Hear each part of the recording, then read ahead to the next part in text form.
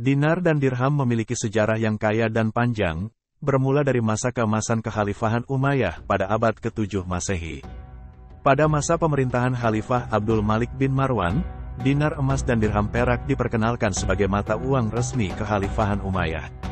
Inspirasi untuk menggunakan dinar dan dirham sebagai mata uang Islam berasal dari sunnah Nabi Muhammad, yang menyarankan penggunaan emas dan perak sebagai alat tukar yang stabil dan memiliki nilai intrinsik yang tinggi. Ketika Kekhalifahan Abbasiyah menggantikan Umayyah, penggunaan dinar dan dirham terus berlanjut. Pada masa pemerintahan Khalifah Harun ar-Rasyid pada abad ke-8 Masehi, dinar dan dirham mencapai puncak kejayaannya. Masa tersebut dikenal sebagai zaman keemasan Islam, di mana dinar dan dirham menjadi mata uang yang paling dihormati di seluruh dunia Islam, dan bahkan menjadi standar bagi transaksi internasional. Namun, seiring berjalannya waktu dan perubahan dalam dinamika ekonomi global, penggunaan dinar dan dirham secara luas mulai mengalami penurunan. Pada abad ke-19, ketika kolonialisme Eropa merajalela di dunia Islam, mata uang dinar dan dirham digantikan oleh mata uang kertas yang diperkenalkan oleh pemerintah kolonial. Meskipun demikian, sejarah dinar dan dirham tetap menjadi simbol kejayaan dan kekuatan ekonomi Islam pada masa lampau, serta menjadi inspirasi bagi beberapa upaya pengembalian penggunaan emas dan perak sebagai mata uang dalam beberapa komunitas Muslim modern. Ada juga yang menyatakan bahwa denar di Makedonia, adalah nama mata uang yang berlaku di beberapa negara di dunia, kebanyakan di negara-negara dengan mayoritas penduduk berbahasa Arab. Kata dinar dalam bahasa Arab dan Persia berasal dari kata denarius, mata uang Romawi. Dinar yang menjadi nilai tukar uang umat Islam pada masa lalu memiliki nilai intrinsik berupa emas. Para ahli sejarah pun mencatat adanya alat tukar tersebut membuat nilainya stabil dengan alat tukar lainnya. Tidak ada istilah atau fenomena inflasi dan deflasi pada masa tersebut. Pada saat ini pun, nilai seekor kambing masih sama dengan ketika masa Rasulullah, yakni berkisar 1 dinar atau 2,2 juta rupiah. 700 tahun sebelum Adam Smith menulis buku The Wealth of Nations, seorang ulama bernama Abu Hamid Al-Ghazali telah membahas fungsi uang dalam perekonomian. Beliau menjelaskan, fungsi uang adalah sebagai alat untuk melancarkan pertukaran dan menetapkan nilai wajar dari pertukaran tersebut. Uang diibaratkan cermin yang tidak mempunyai warna, tetapi dapat merefleksikan semua warna. Apabila fungsi dari uang itu sendiri telah berubah dari esensi dasarnya, akan mengakibatkan terjadinya inflasi dan deflasi. Kendati demikian, emas pada awalnya memang bukanlah alat tukar dari bangsa Arab.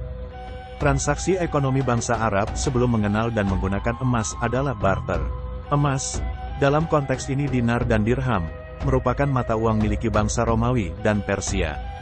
Kata dinar sendiri berasal dari bahasa Romawi, yakni denarius, sedangkan dirham berasal dari bahasa Persia, yakni drachma.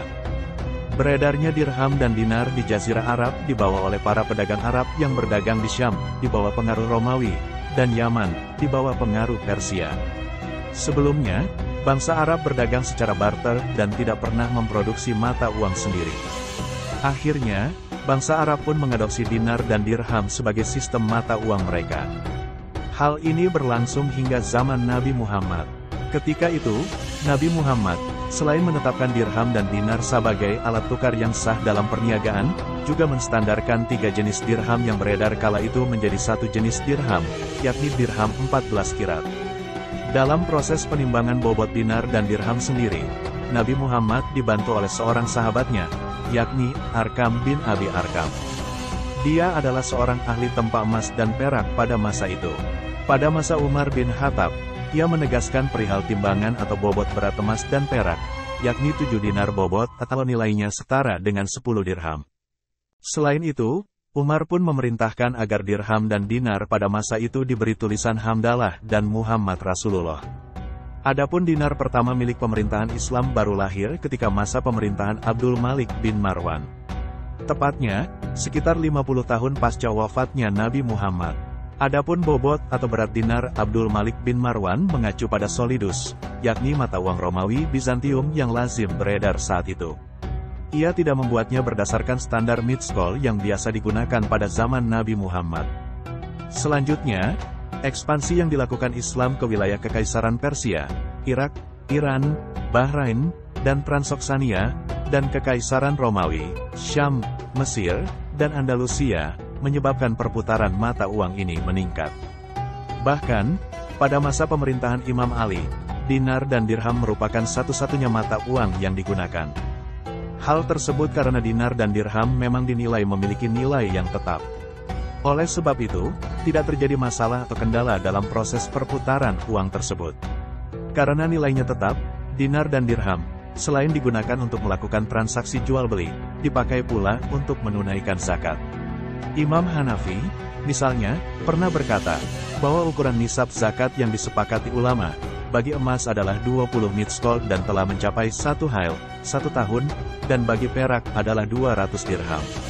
Imam Asy-Syafi'i dalam kitab Al-Um juga pernah berujar, Rabi meriwayatkan bahwasannya Imam Asy-Syafi'i berkata, tidak ada perbedaan pendapat, ikhtilaf, bahwasannya dalam zakat emas itu adalah 20 mitskol, dinar.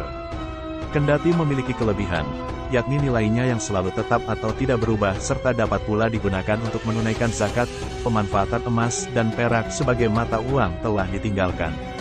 Padahal, sejarah Islam telah membuktikan bahwa mata uang emas dan perak dapat menghindarkan masyarakat dari bencana ekonomi, seperti inflasi dan deflasi. Imam Al-Ghazali pernah berkata, di antara nikmat Allah adalah penciptaan dinar dan dirham dan dengan keduanya tegaklah dunia. Keduanya adalah batu yang tiada manfaat dalam jenisnya, tapi manusia sangat membutuhkan kepada keduanya.